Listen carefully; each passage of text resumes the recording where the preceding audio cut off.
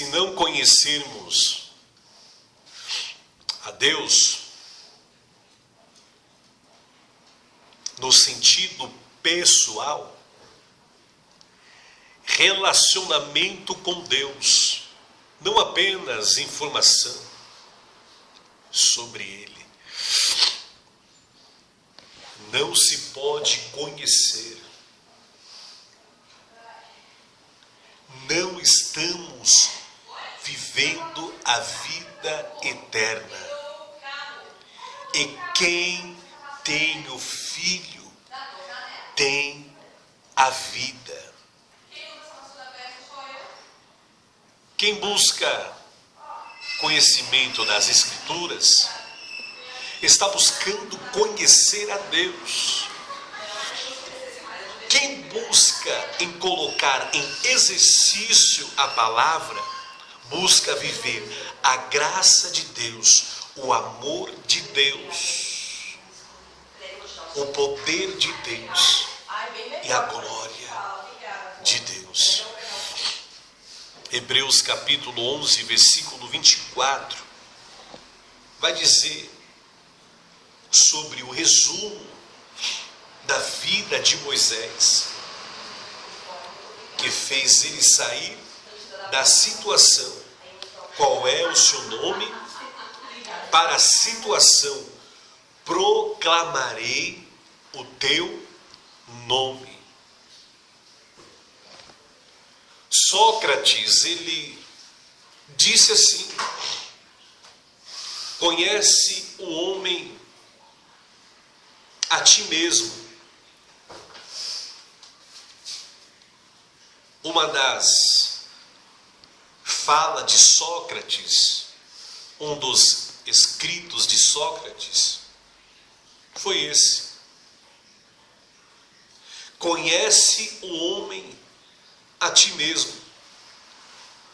Como se fosse possível o homem olhar para si e se autoconhecer, se autoavaliar. O salmista, no Salmo de número 139, ele vai dizer assim: Davi, ele disse: e vê se há em mim algum caminho mau, e guia-me pelo caminho eterno. Davi está dizendo aqui no Salmo, Davi está afirmando: não sou capaz de me avaliar, de me conhecer direito. Aleluia. Agostinho, ele vai falar a seguinte expressividade de palavras: Deus, eu quero te conhecer, o conhecer de mim. Agostinho, ele está dizendo: para eu me conhecer, não adianta eu olhar para mim mesmo, tenho que conhecer a Deus. Aleluia. Olhar quem Deus é, e a partir disso, Ele que é conhecedor de mim, vai me dizer quem eu realmente sou.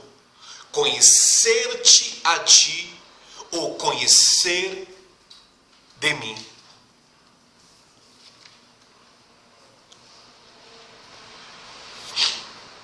Para mim, me conhecer, eu tenho que conhecer a Deus.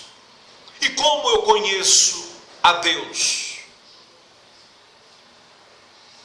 Primeiro, o que é a Bíblia? Aleluia. O que é a Bíblia? A Bíblia é Deus revelado à humanidade. O seu autor é Deus. Seu intérprete é o Espírito Santo da verdade. Seu assunto principal é Jesus Cristo, o Messias soberano, o servo incansável, o amigo dos pecadores. Então, para eu me conhecer, eu tenho que conhecer a Deus. Então, se a Bíblia é Deus revelado à humanidade, o autor é Deus, o intérprete é o Espírito Santo, e o assunto principal é Cristo, então eu, me aprofundando a cada dia na palavra de Deus, na Bíblia, que é Deus revelado à humanidade, eu me aprofundando, eu vou estar recebendo as informações de quem é Deus. Eu vou estar conhecendo a Deus através das informações. As informações eu colocando em prática.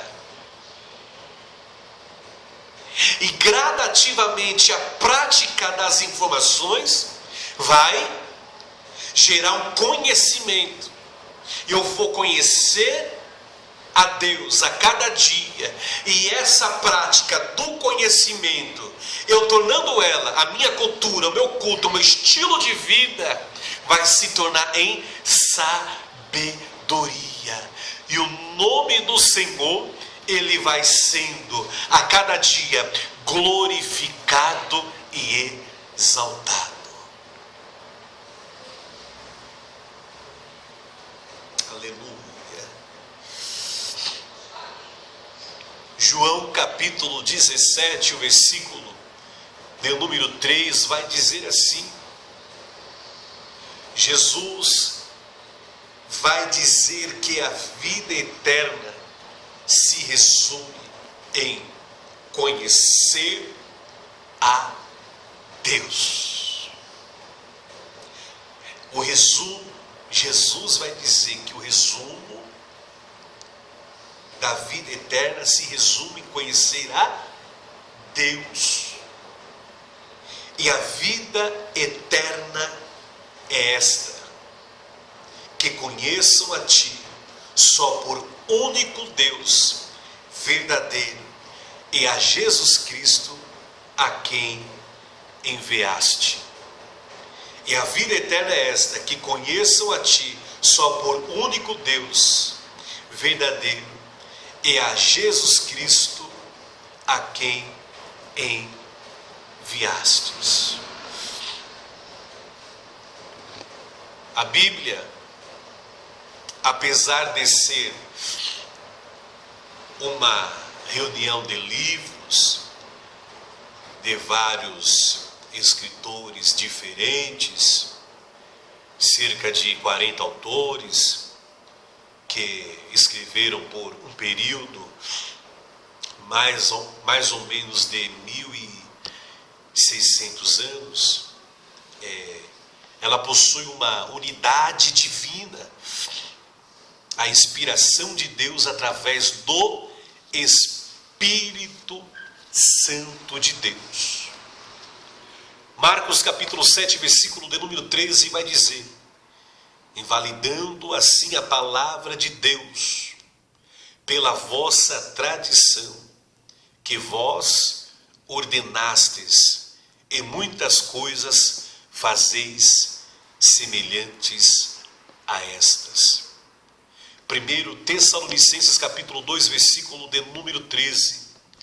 Pelo que também damos sem cessar graças a Deus, pois havendo recebido de nós a palavra da pregação de Deus, a recebestes não como palavra de homens, mas segundo na verdade como palavra de Deus, a qual também opera em vós os que crestes.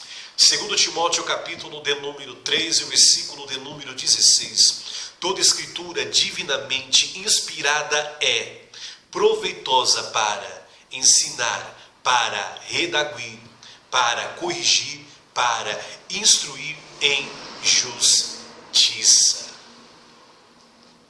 1 Pedro 1,21. Porque a profecia nunca foi produzida por vontade de homem algum, mas os homens santos de Deus foram inspirados pelo Espírito Santo de Deus. Theopneustos quer dizer Deus soprado. Um dos termos que era usado no Antigo Testamento, em Gênesis capítulo de número 1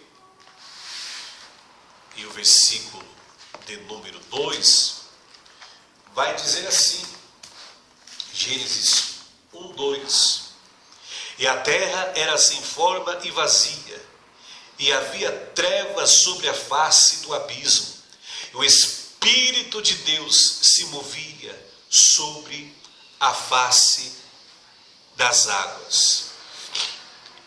Um dos termos que era usado na antiguidade para o Espírito Santo de Deus era ruá, que era vento, e sopro, que é conhecido também como vento e sopro, ruá de Deus. Mas aqui no capítulo de número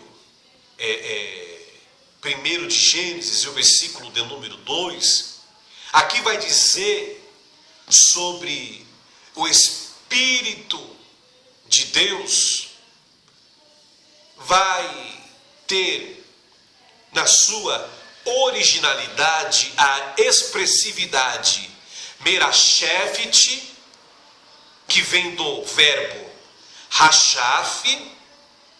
Esse verbo demonstra intensidade. Termo traduzido: se movia, pairava, indica uma força muito forte. Força essa que Deus soprou, o seu theopneustos, que é Deus soprava, Deus soprado, melhor dizendo, que deu essa inspiração, essa movimentação, né? essa força que quando vem sobre a vida do homem e da mulher, essa força é tão grande que habilita ele, habilita ela a escrever mensagens, a esboçar, a escrever livros, a compor hinos maravilhosos, como grandes homens e mulheres que são grandes compositores, grandiosas letras, lindíssimas letras, inspiradas por Deus, sopradas por Deus pelo teu Espírito Santo, né? Esse vento quando vem, né? Essa ruá quando vem, esse sopro quando vem, termo esse que vemos em Ezequiel capítulo de número 37 e o versículo de número 9, quando Ezequiel ele recebe a ordem. Vou ler aqui para vocês ver que coisa linda. Ezequiel, quando recebe a ordem no capítulo 37, versículo 9, quando ele recebe a ordem, ele vai profetizar a seguinte expressão, chamando, convidando os quatro ventos. Ele começa a profetizar e ele começa a dizer: e ele me disse, profetiza ao Espírito, profetiza ao Filho do Homem, e dize ao Espírito, assim diz o Senhor Jeová, vem dos quatro ventos, ó Espírito, e assopra sobre estes mortos para que vivam. O termo aqui usado é sopro.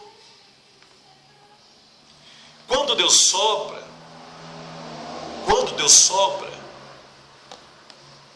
eu vejo esta auto-inspiração, essa auto-capacitação que o Espírito Santo, ele inspirou diversos escritores, cerca de 40 autores, que escreveram por um período mais ou menos de 1600 anos, ao qual possui uma unidade divina, a inspiração de Deus através do Espírito Santo.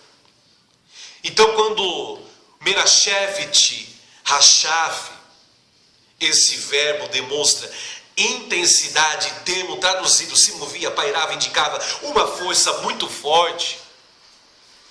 Em Gênesis, essa força veio para restaurar a terra. E quando essa força ela vem sobre a vida do homem e da mulher, vem para restaurar, vem para restituir, vem para dar forma àquilo que não tem mais forma, vem para preencher o vazio existente. E aqui, quando ele disse para Ezequiel está dizendo, e ele me disse, profetiza. Deus dando ordem para Ezequiel profetizar. Ó Espírito, assim diz o Senhor Jeová, vem dos 4 ventos. Vemos aqui o vento da restauração, o vento da direção, o vento do poder de Deus, o vento da transformação. Quando falamos o vento da restauração, esse vento que se movia, que pairava, o Espírito Santo de Deus se movia, pairava, uma força muito forte. E quando o Espírito Santo de Deus ele vem com força para restaurar, para preencher o vazio existente e para dar forma àquilo que se perdeu a forma, àquilo que não tem mais forma. Quando o Espírito vem, ele vem com força para preencher o vazio existente e para dar forma. Vem para restaurar. Segundo eu vejo, ele vem para transformar. Provérbios capítulo 4, versículo 18, a vereda do justo é como a luz da aurora, vai brilhando mais e mais até ser dia perfeito.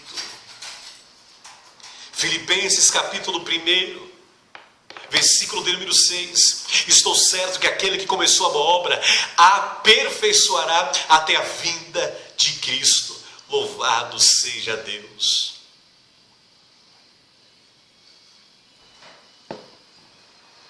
Restaura, dá forma, preenche, transforma, dá direção. Romanos capítulo 8, versículo 14. Todos aqueles que são guiados pelo Espírito são chamados de filhos de Deus.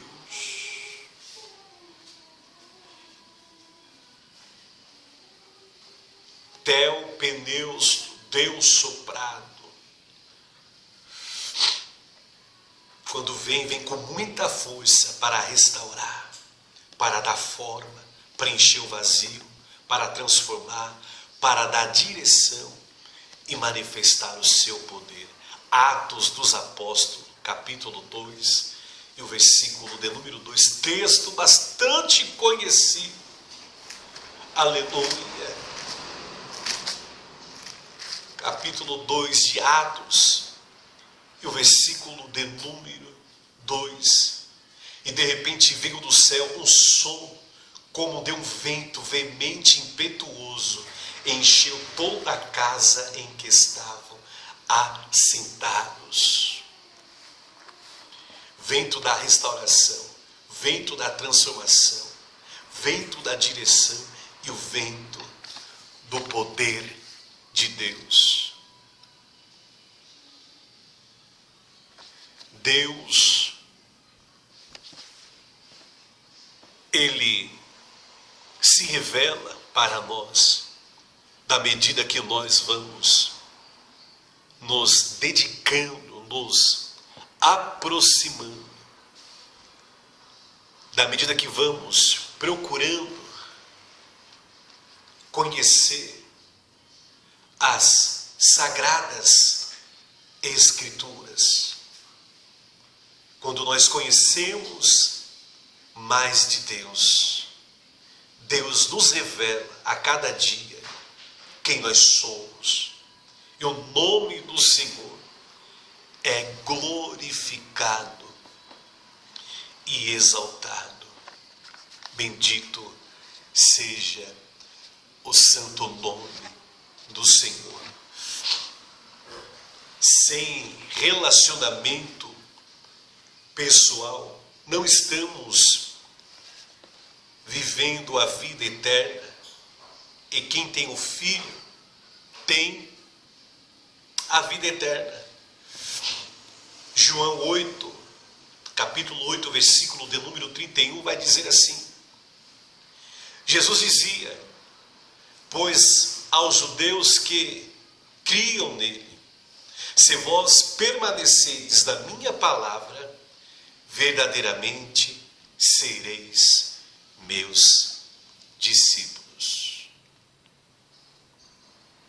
Jesus, ele se apresenta como o pão da vida, como o médico dos médicos, como a água da vida.